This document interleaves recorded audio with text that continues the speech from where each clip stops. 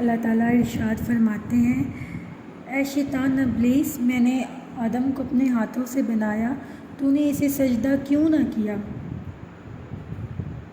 کچھ چیزیں ہیں جس کو اللہ تعالیٰ نے اپنے ہاتھوں سے بنایا ہے۔ ایک آدم علیہ السلام کو اپنے ہاتھوں سے بنایا، ایک جنت الفردوس کو اپنے ہاتھوں سے بنایا، ایک قلم جس قلم پر اللہ کے علم کی بارش ہوئی، اور اس قلم نے لوح محفوظ پر لکھا، اور اس قلم کو اللہ تعالیٰ نے اپنے ہاتھوں سے بنایا۔ جو چیزیں بنائی جائیں نا، خود ان چیزوں سے پیار ہی بہت ہوتا ہے، ان سے ایک الگ سا تعلق ہوتا ہے۔ تو یہاں میں جو واقعہ پیش کر رہی ہوں وہ بھی اسی سے ملتا جلتا ہے۔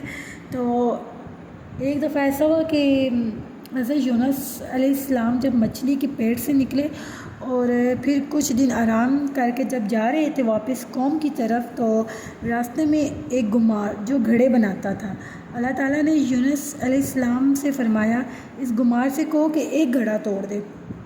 تو اس یونس علیہ السلام حیران ہو گئے کہ اللہ مجھ سے کیا فرما رہا ہے، اب اللہ کا کہا تو نہیں ڈال سکتے تھے۔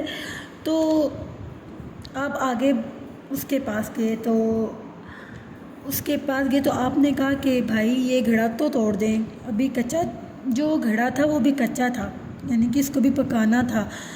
تو اس کو کچے گھڑے کو انہوں نے مطلب ایسے ہی رکھا ہوا تھا، یہ ایک گھڑا تو توڑ دیں، اور کہے تو بھائی یہ یعنی کہ حضرت یونس السلام نے کہا کہ اس گھڑے کو توڑ دے، تو آگے سے وہ گمار کہتا ہے کہ میں اس گھڑے کو کیوں توڑوں، یہ تو میں نے اپنے ہاتھوں سے بنایا۔ تو پھر یونس علیہ السلام نے عرض کی، یا اللہ وہ تو یوں کہہ رہا ہے کہ میں نے اپنے ہاتھوں سے بنایا، میں فوری توڑ دوں؟ تو اللہ تعالیٰ نے فرمایا، یونس میں بندے کو بھی اپنے ہاتھوں سے بنایا ہے، میں خود ہی اسے عذاب دیتا ہوں، یعنی میں اس کو خود ہی عذاب دیتا ہوں، میں نے بھی تو اس کو اپنے ہاتھوں سے ہی بنایا۔ اور یہاں پھر اللہ تعالیٰ حضرت یونس السلام سے کہتے ہیں، تو اپنی قوم کے لیے عذاب مانگ کر چلا گیا، تو میرے ہاتھوں کا بنایا ہوا ہے، یعنی کہ اللہ تعالیٰ ان کو بھی کہتے تو میرے ہاتھوں کا ہی بنایا ہوا ہے، لیکن تو عذاب مانگ کر چلا گیا۔ تو یہ بات پچھلی بات سے بھی جڑتی ہے، اور یہ بات سامنے آتی ہے کہ یونس علیہ السلام کی قوم نے جب انکار کر دیا، تو یونس علیہ السلام نے اپنی یعنی کہ جب انہوں نے اسلام قبول کرنے سے یا ان کو ماننے سے انکار کر دیا، تو آپ نے کہا کہ تم پر اب عذاب آئے گا اور میں تمہیں چھوڑ کر جا رہا ہوں۔ جیسے یونس السلام چھوڑ کر گئے تو آگے مچھلی نے نگل لیا۔ جب اللہ کے عذاب کے اثار نظر آئے ان کی قوم کو، تو یونس علیہ السلام کی ساری قوم سجدے میں گر گئی اور توبہ کر لی، تو یہ کی تو عذاب اوپر چلا گیا۔ جب انہوں نے توبہ کی تو عذاب اوپر چلا گیا۔ تو یونس علیہ السلام جب واپس آئے تو یہ ان کو یہ سارا ماجرا پیش ہوا ہے نا، یہ ان کو راستے میں پیش ہوا تھا، تو ان کو عذاب سنا کر چلا گیا تھا۔ اللہ تعالیٰ ان سے کہتے تو ان کو عذاب سنا کر چلا گیا تھا، تو انہوں نے توبہ کی تو میں نے ان کو معاف کر دی، کیونکہ میں نے ان کو اپنے ہاتھوں سے بنایا تھا۔ اب یہاں یہ بات آتی ہے ہمارے گناہوں کی بھی، کہ روزانہ جو سمندر ہے نا، اللہ سے اجازت مانگتا ہے کہ اے اللہ اگر تو اجازت دے تو میں تیرے نافرمانوں کو غرق نہ کر دوں، ابھی تو تھوڑا سا پانی بہتا ہے، اور اگر اللہ سمندر کو لگام کھلی چھوڑ دے تو دنیا میں 71% سمندر کا پانی ہے اور 29% خشکی ہے۔ اب 71% کو اللہ اٹھا دے اور اچھال دے تو اس کو تو بے لگام کر دے، تو 29% کو تو غائب ہونے میں 1 منٹ بھی نہ لگے گا۔ ہمالیہ پہاڑ جو سب سے اونچی ہے تو وہ بھی چھپ جائے گی، جیسے کہ نہر میں پھینکا ہوا ایک چھوٹا سا پتھر ہو ایسے چھپ جائے گی۔ اللہ تعالیٰ خود فرماتا ہے کہ میں سمندر میں موجیں اٹھاتا ہوں پہاڑوں کی طرح، مگر وہ رخ کرتی ہیں انسانوں کی طرف، جب ساحل کے قریب آتی ہیں تو میں ذلیل کر کے ان کو واپس بھیج دیتا ہوں کہ میرے بندوں کی طرف مت بڑھو۔ تو سمندر اللہ سے پوچھتا ہے اجازت ہے میں چل پڑوں، ہمالیہ پہاڑ کی طرف چل پڑوں؟ تو اللہ تعالیٰ فرماتے ہیں نہیں۔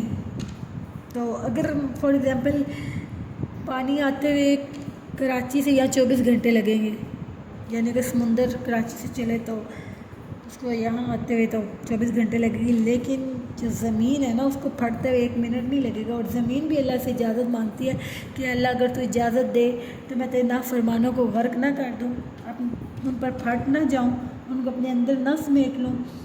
اور یہ کام تو 1 منٹ ہے، چلو سمندر تو آتے ہوئے 24 گھنٹے یعنی ٹائم لگے گا، لیکن زمین کو تو 1 منٹ بھی نہیں لگے گا۔